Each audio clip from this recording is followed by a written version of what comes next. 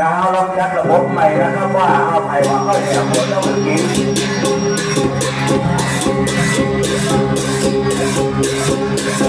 ก็ไอ้จะเห็นเยอะแยะนะครับไปเลยนะครับมาต้องหัวมาดินะครับเอามาไปสิเอาหน้าเอาเราไปยกนะครับเป็นวันเกิดคนนะครับน้องแม่มาดูดังเรียนสอนใจในบ้านดูมาไว้ไว้กันเจอกันหน่อยเคยซ้อมวันเดียวนั้นอาจจะได้อาจจะอร่อยมาก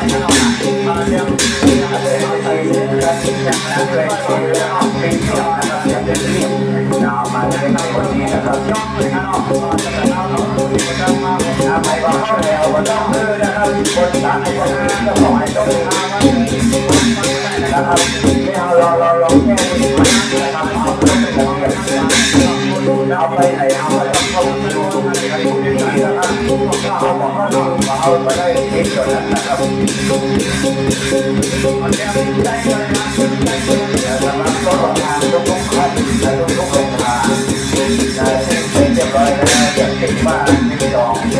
นะบอกคนละคนที่ตามตัวนั่งไปนะผมบอกเลยนะเป็นสวัสดิภาพและเป็นมงคลที่แก่ทุกคนนะตั้งใจมาตั้งโรงงานวันและโอเคของวันลอยในภาพหลวงของในเลข2519ในวันนี้นะครับวันนี้เป็นวันเดือนมกราคมนะครับ